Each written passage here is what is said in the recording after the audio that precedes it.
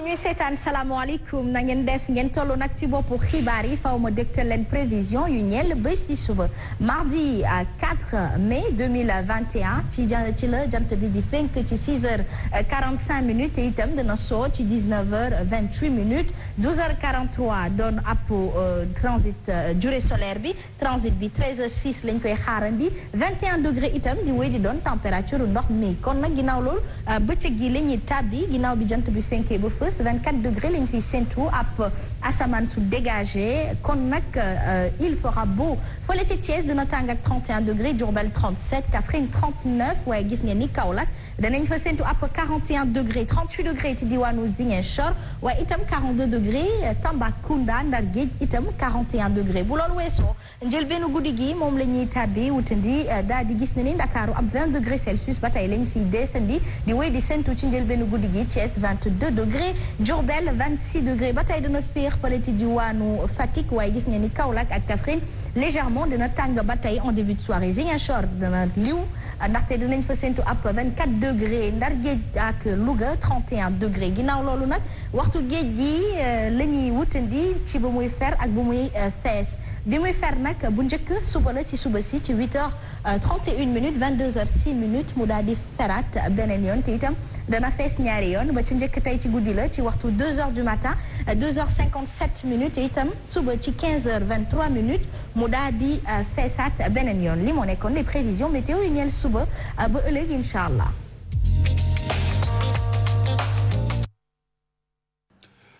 Asma Khadija jërëjëf mbokk yi may fàttali itam ne xibaar yi ci yaatal yéen a ngi koy taataane itam ci Zik FM 89.7 en direct dañu koy tàmbalee ak Serigne Bara Sène dina daal di jugee ca dëkk boobee di Jooxin nga xam ne fan yi tàng na jëpp waaye itam ci càkkute fukk wuy juróom Serigne Cheikh Ndigal Sène mi def ab déclaration ni ki tey ci suba ngir wooteek dal moom ci boppam sax daal di nay mer ba futu ci ñi nga xam ne ñoo bëgg kon déplacé coow loolee bëgg cee andi mbirum diine entre diggante jullit ak chrétien ci boobuleeg dëkk Serigne Cheikh Ndigal Sène nag wax na ne ñàkk na lu toll ci téeméeri million sunu koppar ci yàq gi nga xam te ni def nañu ko ay bâtiment am waaye nag fascinéwul benn yoon porter plainte ca jooxin googee la ñuy des ba léegi gis nañu ne manifestation yi ca boobuleeg dëkk foo ko takk weesu na ci ak ni mu mel daanaka coow li benn nit nag moo fa faatu ki faatu nag am na lu toll ci juróom-benn fukki ci ay at ginnaaw crise cardiaque gi mu amee lacrymogène yee jolli saxaar sa jépp mënatu ko nooyi mu am ci jafe-jafe daal di fay jaar ñàkk bakkanam loolu lépp li ko andi mooy ndaw ña ñoo génnoon doon manifester ngir Serigne Bara Sène moomee génn ci seen dëkk ba dañu ci teewlu Aline Badara Sonko. ni situation baa ngi gën di compliqué fii ci Diohine nekk ab dëkk bi nga xamante ne moo ngi ci commune bu Diarère ci département bu Fatick ci dimanche gi nag dafa amoon ay jàppante yu métti yi amoon diggante population yi ak force de l'ordre yi ci la nag kenn ci ñoom daal di ñàkk bakkanam moom nag moo ngi am lu toll ci juróom benn fukki at moom nag ci hôpital régional bu Fatick foofu la daal di faatoo ci suñuy source ba tey góor yi nga xamante ne dafa faatu moom nag dafa amee AVC gannaaw ba mu nooyee ay grenades lacrymogènes yi nga xamante ne démb moom dafa participer woon ci manifestation bi tey nag ci altine ji seetlu bi mooy dal dellu si waat na ci dëkk bi nga xamante ne mooy Diohine ñoom nag askan wi lenn rek la ñuy sàkku képp mooy kii di Bara Sène di woyoo sëriñ na jóge seen dëkk ndax jamono ji moom Bara Sène dañoo jàpp ni moom ab danger la ndax Diohine kenn xameewu ko histoire dëkk bu dal la dëkk bu calme la nit ñi nekkoon fi depuis ay années di vivre paisiblement moom nag jamono ji ñëw nar a salfaañe jàmm ji nga xamante ne askan wi ñoo ngi koy dund depuis boobu ba léegi.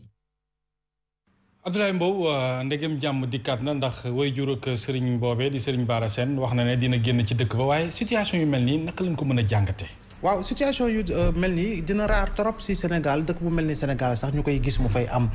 loo xam ne dafa laale loo xam ne dafa lamboo ak wàllu diine donte la ñoo xam ne ñu bëri ñu ngi naan di wàllu diine waaye dama xam ñoo xam ne dañoo bàyyeekoo Diohine ma dëkk ak ñoom lu yàgg ay fukki at ak lu topp te gis naa ni ay nit yoo xam ne ay nit yu jub lañu ay nit yoo xam ne nit yu jàmm lañu waaye lii mbir bu ñu koy xool bu baax dañuy jàpp ni rek loo koy xool le plus souvent incompréhension mooy am si wàllu ni ñuy doxale ak kii bu ñëwee li muy bëgg wala boog li muy nit ñi lu ñuy xalaat ni loolu la bëgg a teg wala loolu la bëgg a jëfee defe naa ne loolu mooy andi yi nga xam ne moo di problème yu mel ni waaye li si ëpp solo moo di saay bu amee ñu moytu di yëkkati yenn kaddu yi nga xam ne dafay andi li nga xam ne moo di jiixi jaaxa dafay andi li nga xam ne moo ay dënn yu tàng ba tax na mbir mën na cee xew te bakkan rocca donc li bu amee na ñëpp yëkkati kaddu goo xam ne kaddu jàmm lay doon kaddu li nga xam ne waxtaan lay doon kaddu gi nga xam ne mag yi nekk si dëkk yi am fa solo loolu ñu leen woowee ay sage sous l'arbre à palabre ñu war a mën a ñëw toog waxtaan ak ndaw yi ak ki nga xam ne la ñu amal problème ba jàmm mën a ñëw donte le moom annoncé nañ day dem defe naa ni jàmm moo xaj foofu te jàmm moo xaj fépp si Sénégal. ci déclaration Hadj Mansour bu waajuram di Cheikh Ndigal Sène wax na ne du nangu benn yoon mbir mi ñu di ko déplacé bëgg koo def xeexum diine jullit ak chrétien waaye situation bu toll fii nii ban taxawaay la ñu war a mën a am en tout cas surtout mbir mi laale diine. Cheikh Ndigal Sène de ñëpp xam nañu ko ci Sénégal. nit ku baax nit ku jub nit ku am lislaam nit ku dul tooñ kenn itam. kon boo nekkee njabootam xam nga bin ko dafa wax ni inal fataman yaqulu ha naza laysa fataman yaqulu kana abbi nit ki day fexe am ay qualité ak comportement yu jéem a gën sax baayam bu ko mënu mu jéem a mel ni baayam waaye diwee sama baay du ndam mais man maay kii loolu mooy ndam Cheikh Ndigal Sène ñëpp xam nañ ko ci jub rafetal ak teggin kon njabootam bu demee fenn war na am benn comportement boo xam ni war na mën a xajoo ñëpp kon jikko ji nekk ci way juram bu ko yóbboo installé ko fenn ñi mu bëgg sax indi ci li mu gëm mun na ko waaye ci wàllu politique bi nga xam ni moom lañ ko jàngal mais xam nga da dul neex ci Sénégal nga ñëw fenn am nenn noo doxale ci ña fa nekk ci wàllu surtout ngëm-ngëm boo fowee seen église bu fekkee duñu ay jullit wala nga fowee seen jàkka bu fekkee bokk leen loo leen gëm dafay poser problème am na benn comportement bu way juram bu mu doon indi foofa coow li du yëg si fii ndax way juram moom ñëpp xam nañu ko de façon li mën di am mooy pas-pas moom ak bu mu mën di doon bu ko kenn laalal kenn bokk na ci liy sàmm Sénégal mu doon lu am solo Hadj Mansour ci noonu la ñuy des ba léegi ci département bu Mbour ak tension ba nu fa nemmee ko ba léegi njaw ma nga cee desoo xam ne diggante mbirum Sedima ak waa Ndengaleer affrontement yi ni ngi tey ci suba nemmeeku nanu ko entre sécurité agent de sécurité yu Sedima yi ak askan wa benn blessé grave la nu fa daal di takk ci ak weññi lu toll ci ñeent blessé yi itam nemmeeku nanu ko ci côté askan wi lu mu ci doon lu ne itam coow li benn la képp mooy état bi ñëw arbitré ci nu mu gën a gaawee ci suufu Ndengaleer googee dañu ci teewlu kenn ka teewe woon lu jëm ci yooyu lekk xew-xew di Mamadou Faye. vers 10 heures ñu woo ma téléphone ne waa Jilaax waa Ndengaleer ñu ngi attaqué sa gardien donc bi ñu ñëwee bi waa Jilaax waa Ndengaleer ñëwee dañu fekk gardien seen poste yi ne leen danañ fi jóge far la force attaqué leen ak jaasi ak yet donc am na gardien boo xamante ne actuellement mu ngi hôpital dañ ko gaañ fi mu nekk nii dañ koo gor jaasi ba ñu ngi ñaw loxo bi donc ma yaakaar ne mbir moom boo koy def histoire du ay yet ak jaasi moo koy defar parce que nga fekk ay doomu aadama ñuy liggéey nga attaqué leen ak jaasi loolu lu ñu war a seetaan la donc te borom kër gi monsieur Ngom soxlawul xeex soxlawul xuloo fépp fu muy waxee dafa ne man maa ngi waxtaan ak ñoom te xam naa ne ñu danañ trouver un terrain d'entente.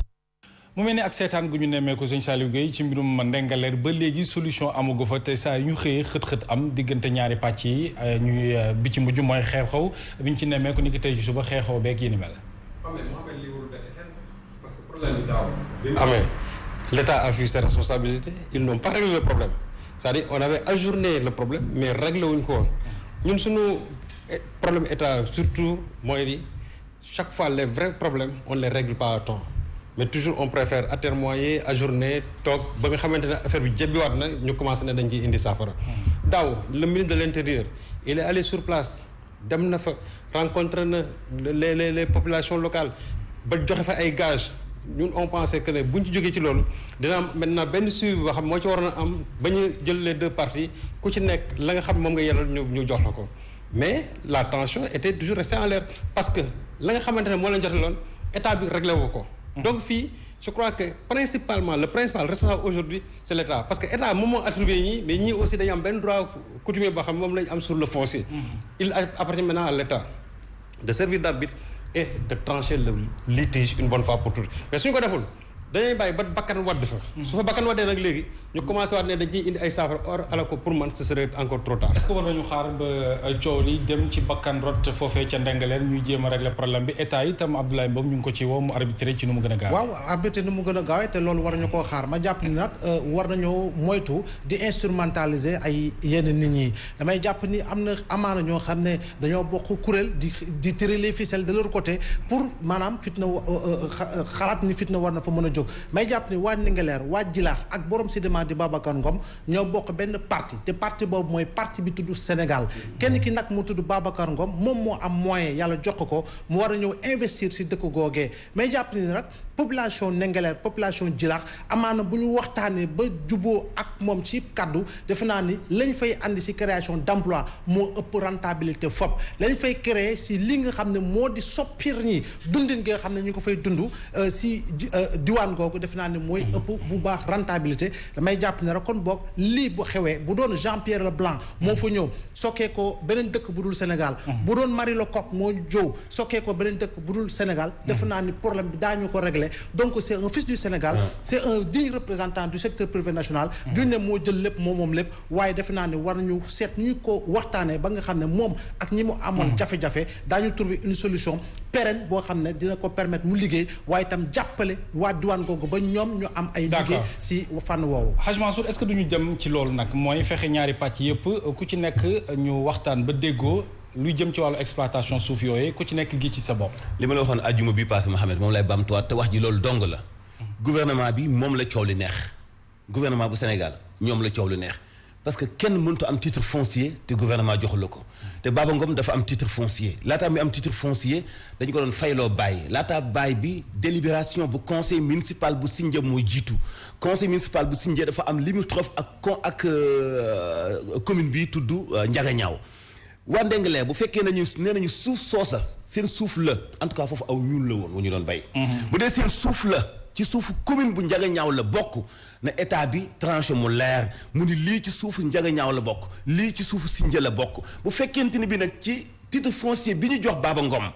dafa am ci suufu Ndiaganiao lu laale ci titre foncier bi état am na pouvoir ni suuf si nangu naa ko ci suufu Jilaax boole ko ci titre foncier bi ma joxe mais bàyyi ay civil kese ñu dem di xeexoo foofu état bi di seetaan bu ci bakkan watee gàcce am parce que Baba Ngom na mu fa investir fi mu nekk nii kenn mënatu koo teex a dellu gannaaw mi ngi noonu ñu wax ci mbas mi di Covid 19 ak xeex gi ci Sénégal ne mu doon xeex wu am solo gis nañu sax ne léegi cas yi mi ngi gën a wàññeeku waaye terewul nag lu jëm ci seetlu gi ak moyu gi ñi nga xam ne ñoo nekk kër docteur ñu ngi sàkku ci askan wi ñu wàccoonteeg moom ci nu mu gën a yaatoo bu ñu sukkandikoo sax faf ci directeur bu service national ak éducation information santé ñu ngi baxel bu baax a baax yéen it ci variant yi nga xamante ni tàbbi nañu ci réew mi ba noppi lu may loolee sax lu jëm ci wàllu séquençage ñu ngi koy wëyal ci laboratoire docteur Ousmane Gueye ñu teelu ko ak Alassane Balde.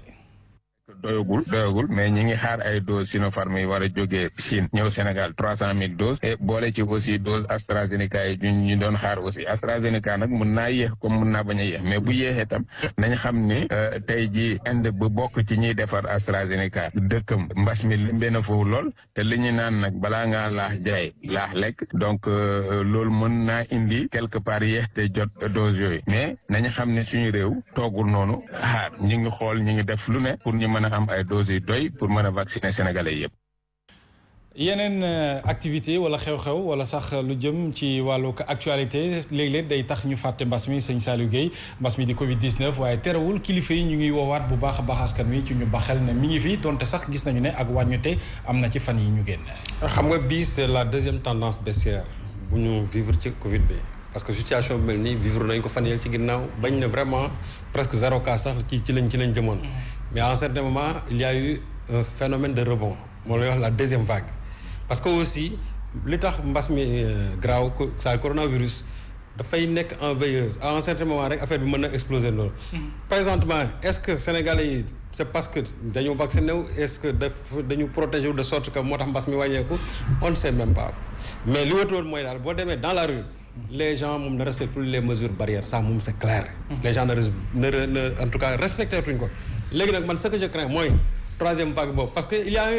tendance yëpp dafay am boo xoolee en Europe day am première vague am deuxième vague am troisième vague fii aussi on risque d'avoir le même phénomène su fekkente ne nit ñi jàpp nañ ne Covid bi jeex na ba pratiquement fépp fooy dem léegi maintenant les gens se donnent la main ñii dañuy sujjoot par ci par là ba defe ne affaire bi jeex na. le Covid est toujours là bu yeboo ñu def attention. en tout cas à la deuxième ou bien troisième vague su boobaa nag moom je crois que boo def nag dina gën métti. très rapidement Abdoulaye Mbow ñu gis ne li gën a tiital sax kilifa yi bokk na ci variant indien beeg britannique bi xel mi ngi ciy dem ba léegi donte sax wax nañu ne wàññeeku am na ci lim gi. waaw wàññeeku am na ci lim bi fii ci Sénégal waaye jamono ji ñaari dëkk tembe moom la Covid bi di def ravage muy Brésil ak Inde variant indien bi gis nañ ko ci yeneen dëkk récemment gis nañ ko Grèce may jàpp ne rek Sénégal war ñu doon def très attention parce que yàgg naa di wax ni. Sénégal la troisième vague risque d'être comportementale donc nañu fexe ba nga xam ne mesure barrière daañu ko wéyal waaye itam ñu def nànk di fagandiku def attention. ñu wax ci leneen soxal collectif ëmb enseignant diplômé yi ñoom nag nekk ci position stage ñoom nag lu ñuy laaj mooy retard bi nga xam te ni nii noté nañu ko ci seen position de stage boobule jëm ci enseignant yi mu doon ak manque de volonté bi nga xam te ni ñu ngi koy dund seq kook nag état bu Sénégal te boobu ba léegi ñu ngi leen ci artu waaye ñu mel ni ñu tëx dañu ciy teewlu coordinateur collectif bi ni mel ci ay leeral. état bi dafa mel ni dafa nekk di dellu ci ginnaaw. à 2012 enseignants yi ñu ngi doon sélectionné 250 enseignants pour ñu ñëw def formation à la FASTEF mais de 2012 jusqu'à 2019 seulement 40 enseignants lañ doon sélectionné pour ñu mënoon ñëw def formation donc cela veut dire état bi lu muy def moom moo ko tey. vraiment am na lu ñu metti lu ñu soxla mooy formation bi à la FASTEF pour yokk suñuy makaama pour makaama xale yi aussi mu mën a yokk. dëkk boo gis mu dox dafa fekk éducation bi ñu koy jàngale dañoo nekk des enseignants très bien formés. ñu wax ci li nga xam ne moo soxal 3 mai gi ñuy màggal journée mondiale soxal liberté de la presse mu doon ak porox ndollu ci coordination des associations de presse nekk fii ci Sénégal amal ak toogaayuk ñaxtu ci ministère de la culture ak communication ngir wax dafa doy dakk na yéen it ci ay violence yu ñuy nemmeeku ci ñiy yëngatu ci wàllug presse ci bu ñuy amal seenuk liggéey ci watuk journalistes yooyu nag nemmeeku noonu woon ñu ci bari ñu ñëwoon daal leen di dooleel ci xeex bi ni mel dañ ciy teewlu Tidiane Diallo. léegi ñu xoxatal leen ñu agressé leen parfois sax ñu sànni leen ay gaz lacrymogène taskatu xibaar yi ñu ngi artu. bu ñu gisee ay journalistes ñu leen di bundu xatal wala ñu leen di ñàkk kersa loolu daf ñuy metti. Forum Civil bu fekkente ne woowul ci les personnes concernées génne na déclaration wala vidéo pour sanctionner wala boog pour condamner bavure yi nga xam ne ñu ngi ko teg ci kaw journalistes yi. am na ay citoyens sénégalais yoo xam ne dañoo demoon taal ay médias yàq ay médias parce que dañu yaakaar ne médias yooyu dañu ànd ak état loolu dañ ko war a ñaawlu. rapportu Reporters sans frontières ci liberté de la presse wane na ko. rapport boobu vraiment dañ koy méttilu parce que buñ defee classement ci wàllu tasum xibaar Sénégal da ci doon fës parce que dañ ci liggéey bu rëy Sénégal ci wàllu tasum xibaar franchement Sénégal gàcce ngalaama mais buñ ci delluwee ginnaaw dañu war a jàngat lan moo tax ñu dellu ginnaaw. acteurs yi ñu ngi interpellé nguur gi na xoolaat xaalis bu ñuy joxe entreprise presse yi ndax néew na lool. Tidiane Diallo jërëjëf ñu àddu wax ci directeur bu communication mi jël kaddu ci boobu lekk toogaayu ko ñaxtu way taskatu xibaar yi moom nag la mu xamle mooy foofu rek secteur bi ni mel soxal secteur presse bi ñu daal di koy seggaat ko ba mu ñoŋ mu doon ak liggéey bi nga xamante ni ñoom sax ñu ngi ko tàmbali di def jamono ji ñu àddoo ngeen di teewlu boole ci itam mboolem seen acteurs yi nga xam te ñu ngi ci métier bi di ci yëngu ñu teewlu ci Ousseynou Dieng ci leeral.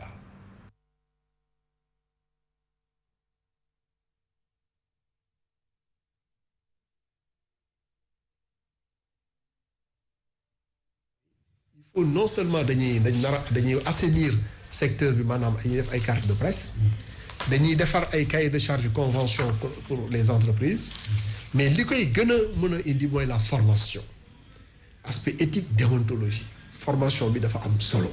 même jusqu'à école de formation yi dañ leen di saytu formation bi bu jaaree yoon ñaare dérive yu bëri dañ ko éviter tey dañ nekk ci contexte boo xam ne dañuy wax fake news mésinformation maanaam information buy yàq information boo xam ne du dëgg tey jii kenn mënul ndax kenn. sëñ Saliou Gueye ñu tàmbalee kook yow wax ci mobilisation déjà bi nu gis ci kon coordination ëmb association de presse yi ñoom li ñu wax du leen lu dul seen liggéey ñu gën ko mën a ñoŋal te nag ñu dakkal xeetu violence bi nga xam te ni ñu ngi koy subir ci bu ñuy waree def seen liggéey. waaw mais violence boobu je crois que il y a une indignation sélective ci violence boobu. parce que bu fekkee nañuy wax violence peut-être que la violence qui vient peut-être des populations mais aussi la violence qui vient de l'État. xam nga violence institutionnelle boobu ce qui est dommage c'est que la fois passée le 1er mai quand j'ai écouté le secrétaire général du SYNPICS wax na ba jeexal il a parlé wax na violence bi nga xamante ne mooy dal ci kaw presse bi ba tudd yenn organe de presse yi nga xamante ne daanaka ñi lakkoon nañ leen ñi bon sànni woon nañ kayaasa nañ leen mais ce qui est bizarre dans ce discours c'est qu'on n'a pas parlé de la violence que la Sen TV et Walfadjri ont subi ça c'est une violence d'État et je crois que loolu lu jara par exemple wax la bu fekkente ne da on dénonce la violence il ne doit pas avoir d'indignation sélective ça veut dire que donc ñun aussi am nañ part de responsabilité aujourd'hui li nga xam ne moo am ci biir presse bi parce que lu tax ma ne am nañ ci part de responsabilité mooy dafay am benn genre parparloo boo xam ne moom mooy am te souvent da ngay gis même dans le traitement aussi de l'information loolu daf ciy feeñ. Hadj Mansour mu mel ni kon ñoom yëkkati nañu seenu kàddu tey béjji nañu mboolem seen jafe-jafe yi nga xam ne ñu ngi koy dund en tout cas ci presse bi. mais dafa mel ni presse bi moom day kompaloo ci ki koy sàkkal pexe ki koy gasal kamb. tey dañuy wax presse boo xam ni dafa féete ak pouvoir ak presse boo xam ne féetewul ak pouvoir alors que presse warut a féete ak kenn. dafa war a féete ak askan wi di alerter ci saa bu ko laajee. presse dafa war a subir li muy continuer di dénoncer muy ay pression bu bàyyeeku ci gouvernement bi mais ndokk na fekk ni boobu moom xam na ni mu ngi féete ak population bi. ñaata agression lañ def ci ay journalistes mais am na presse boo xam bu ñu xëyee duñ ko tudd Sëñ Saliou juñu ne ko sànq. woote taxas genn wet googu beneen bi ci des mooy association yooyu tey. doon nañu jóg porter benn combat bu ñu dàqee journaliste wala caméraman wala technicien de façon abusive ñu taxaw xeex ko ñaata ci ay journaliste ñooy dundin bu doy waar bu tax suuf mel ni fi ngay liggéeyee sa patron yéene wala sax nga am chemise wala dàll yi baax problème bi ci ñun la jëkkee laataa état bi gis nga bukki bu dabee ponkal ca doxin wala am na nu ñu patron de presse doon traité am na noonu gëmee sa bopp ci sa wàllu liggéey am na personnalité boo doon dégager yemale am ak ñàkk te gëm sa bopp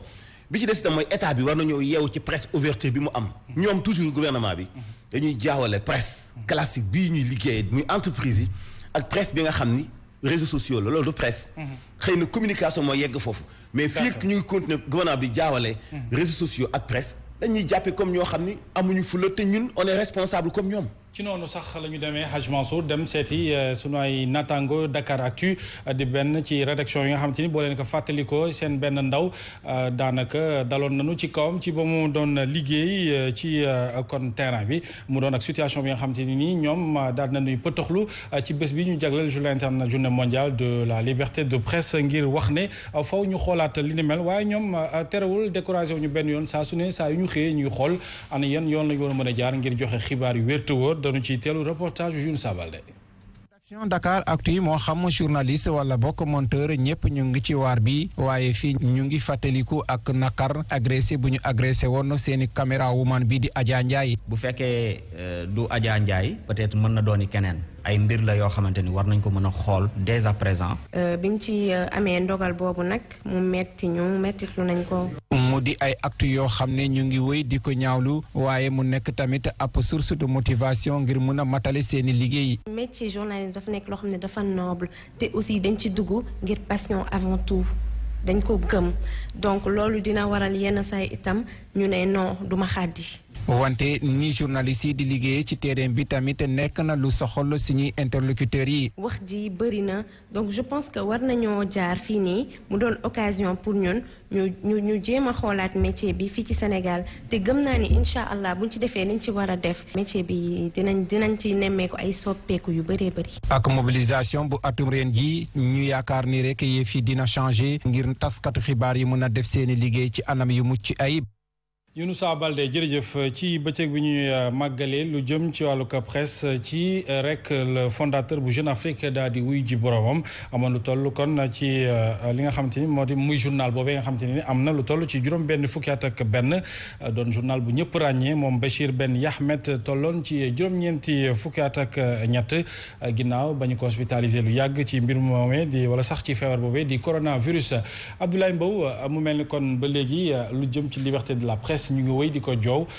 ko jooy ci dëkk yu mel ni Sénégal ci atum 2021 as journalistes yi di wax ne wala professionnel des médias yi di wax ne il faut que ñu fullaal leen bu baax a baax waaw gën leen fulaal nag loolu mi ngi tàmbalee si gën a ñoŋal li nga xam ne moo di protection intégrité morale et physique du journaliste et du technicien des médias gën a ñoŋal li nga xam ne moo di convention collective bi boo xam ne par rapport à l'applicabilité dafay tasaaru fépp si nga xam ne moo di këru liggéeykaay kii nga xam ne moo di taskatu xibaar waaye itam ñu andi ARCAP bi nga xam ne moo war a remplacer gën a yees war a remplacer li nga xam ne moo di CNRA te jàpp nañu CNRA jamono ji c'est caduc et dépassé war nañu tam gën a ñoŋal li nga xam ne moo di code de la presse contenu bi ak contenant bi ban orientation objective et pertinente lañ koy jox ngir taskatu xibaar bi gën a xam li nga xam ne moo di àqam ak yelleefam defe naa ne loolu lépp buñ ko dëxëñee waaye tamit état bi xam lan lay gën a ñoŋal bi nag waxuñu museler li nga xam ne moo di la presse de manière générale waaye bay li nga xam ne moo di indépendance bay li nga xam ne moo di liberté mu nekk dëkkuwaayu journaliste bi waaye journaliste bi tam fësal ñaari règles yi nga xam ne waru ko dépasser mu di éthique ak déontologie jëm si wàllu liggéeyam assurer ko avec responsabilité mais surtout avec professionnalisme. ci Saint-Louis itam bëriwaano ay mobilisation ñu def ñoom ñu yëngatu ci wàllug presse doon itam fexe wala sàkku ñu gën a ñoŋal seenu ko liggéey seen mémorandum ba nag jébbal nañu ko préfet dañu ciy teelu Cheikh Diong mi àddu yor seen kaddu ak préfet ba ci boppam. ba lépp loo xam ni ay métital wala xeetu violence yoo xam ne dañ ko doon def ci presse bi ñu dakkal ko. loolu gi nga xam ne dañ ko samp ngir muy joxe carte de presse bu nationale boobule ñu dugal ci correspondant yi ñu am fa représentant ba nga xam ne dañ leen mën a doxal waxal leen ba ñu bañ leen bàyyi si ginnaaw ndax ni ñu ko tëggee nii su fekkee noonu la ñu continuer am nañu yaakaar ni dana am ay correspondant yoo xam ni dañ leen bàyyi ginnaaw alors que ci mbir mi ci la ñuy dund te seen teraanga également ci la nekk. ndax yéen ñi nga xam ne yéen a ko sookee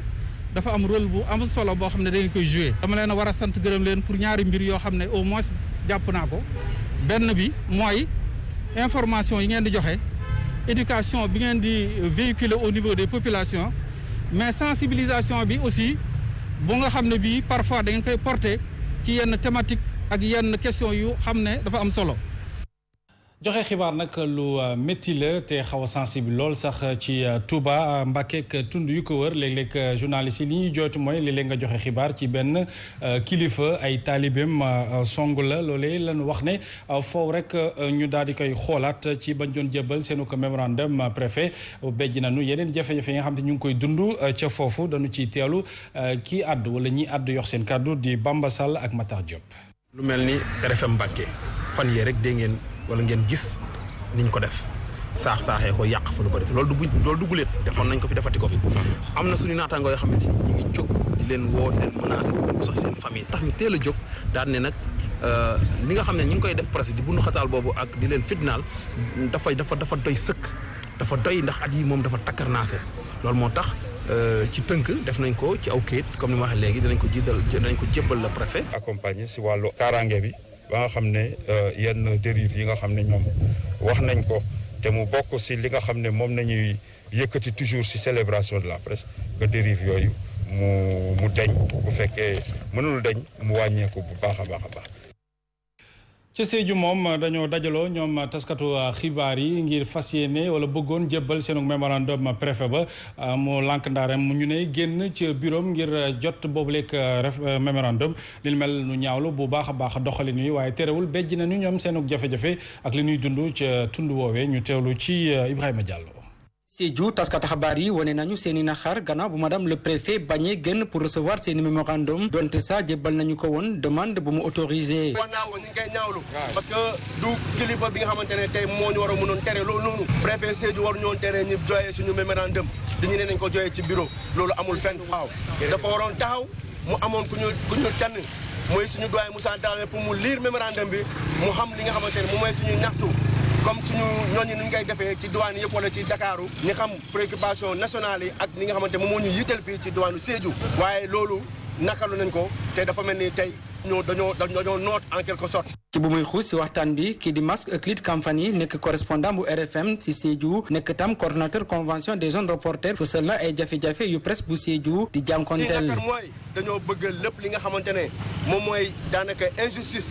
ñu dakkal ko ci liggéey taskatu xibaar est-ce que Téba dafa yelloo salaire est-ce que Téba dafa war a nekk ci ay anam yi nga xamante ne dafay tax ba liggéey mu mun ko amal loolu la ñu doon ñaxtu tey wanee ko parce que dafa am code bi nga xamante ne bu bees sart maanaam bi nguur gi war a maanaam signé accordé ñu ko te Ziguinchor ñoom itam kenn demul ñu des presse locale ba génn na ñoom itam béjji seenu ko jafe-jafe société civile yi itam gunge leen ca noone lañu woo état bu Sénégal ci ñu respecté corporation bi di journaliste ndax liggéey bu am solo la ñuy def ci mim réew du Sénégal Abdourahmane Diallo moo na fa teewal. ay journalistes suñu agressé ay groupe de presse suñu toj ay signal de télévision yu ñu coupé presse locale bu Ziguinchor di ñaawlu. dañu seetlu ne Sénégal journalistes yi dañu sonn ku jóg am loo naqari parce que journaliste bu wax na ko nga dem di yàq liggéeykaayam agressé ko saaga ko te du mujj fenn wala état bi ci boppam di jéem a tëj ay télé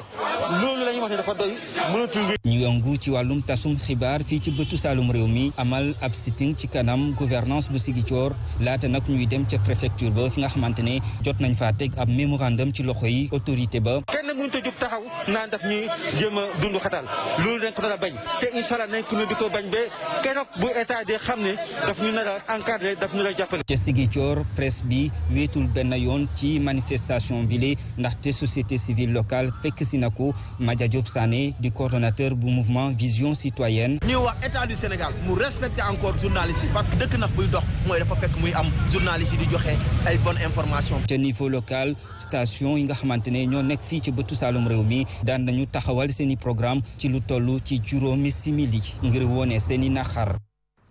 Hadj Mansour presse locale bi souvent ñoom itam dañuy am jafe-jafe lool rawatina correspondant yeeg reporter yi nekk ci biir réew mi léeg-léeg ñoom itam dañ leen di fàtte ñu ne ba tax na jël nañu occasion bi la ngir bejji seen i jafe-jafe. xam nga Mouhamed man liggéey naa presse locale. xam naa baax réalité bi. loolu nag gars yi xamuñu ko. liggéey naa presse locale waaw donc xam nga dafa am yoo xam ni. yow yaa koy teg sa bopp. man bu fekkente ni bi rédaction centrale daf ma recruter. damay nangu ci contrat bi ma recruter soit prestataire ma nangu ko mu sedd sama xol. soit ma accepter li gars yi di wax ni liggéey ci biir fayeeku ci biti. bu boobaa nag faw nga am foo féete. boo amee foo féete itam presse locale dañuy préférer couvrir manifestation ak séminaire que dem creuser def ay reportage pour attaquer homme politique bi. xam nga gestion locale yi baaxul mooy li may wax journalistes yi nekk ci gox-goxaat yi au lieu ngeen di dem di collaborer ak ñoom collaborer leen ak askan wi di dénoncer ñoom seen ay gestion duñ leen fa toxal duñ leen dóor duñ leen agressé gis nga bu yàggee daf lay jox benn crédibilité boo xam da ngay nekk magum lëndëm ku la dajul nga dal sa bopp mais bu fekkee da ngay continuer toujours di collaborer ak homme politique yi nga xam dañu lay utiliser rek ku ci folleek wan la ginnaaw ku ci fallu fal gu gën a baax wan la ginnaaw toujours looy def da ngay victimiser wu boo dee ba amatoo fa sës da nga koy seppi rédaction ba nga xamante ni bi xëy na ci ay këyit yu leer nga doon liggéey ak moom moo xam pigiste nga doon liggéey moo xam prestataire moo xam CDI moo xam CDD de toute façon am na soppiteef gu ñu war a soppi ñoom seen xar kanam par rapport ak homme politique yi nekk ci localité yi ñu leen di exploiter ce qui se passe à Sédhiou préfet bi bañ leen recevoir mais ñoom nañu kootoo am fulla préfet bi lu mu xewleeti bu leen woowee ñu lànk nañu bañ ñu ngi saluer nag préfet bu Mbacké ak préfet bu Saint-Louis li ñu def dafa ak bu Ziguinchor li ñu def dafa rafet parce que préfet administration dafay collaborer ak presse mais bu Sédhiou journaliste dañu am fulla lu mu leen woowal ci manifestation ñu bañ te lu ñu gis ci gestion bu baaxul ñu dénoncé ko loolu mooy liggéey taskatu xibaar day ànd ak askan wi. sëñ Saliou très rapidement bëriwaana ci presse locale li ñuy jooy mooy maison de la presse locale nga xamante ni nii ñoom ñëpp dañ fay daje amal seen liggéey ni mu waree ba ci ak aide de la presse bi nga xamante ni nii ci régime bi fi jàll ñoom daan nañ ci gis seen bopp bu baax. xam nga souvent quand on parle de la presse. ñi nga xam ne ñoo nekk au niveau des régions dañ leen di fàtte. moi j'ai été dans les régions gis naa la précarité dans laquelle ñoom ci la ñuy liggéey or je crois que tey. presse centrale bi nekk fii bu ñu amee doole c'est parce qu'il y a aussi la presse régionale donc je crois que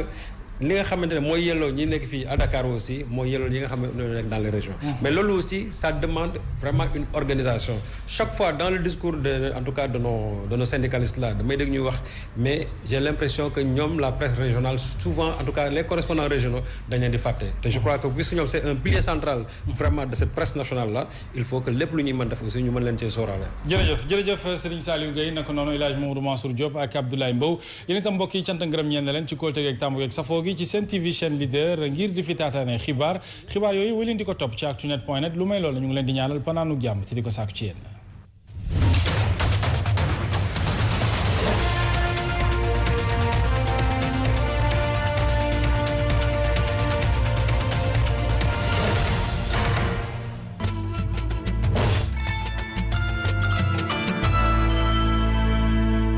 ci weeru koor mu sell mi seen meewu Dano moo leen di jox ca waxte bi ngeen di yittewoo saay su nekk Dano meewu nag piir la bu sell far te bëri ferñeent di leen di gunge ci seen ay ndogu ak seeni sukkaru koor Ramadan Mubarak ak meewu Dano. mbokk yi dog jot na waleen seeni am di jàmm ci ndogu li ak Ilimax yu yeween yi suukaral sa koor ak Free ndogu jàmm tapez dièse 155 dièse ou passez par My Free.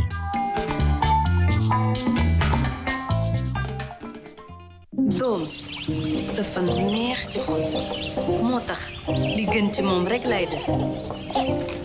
pat couche moo gën ci sama yaramu nenne dafa war a nooy ci yaramam te warul di fees di ko sonal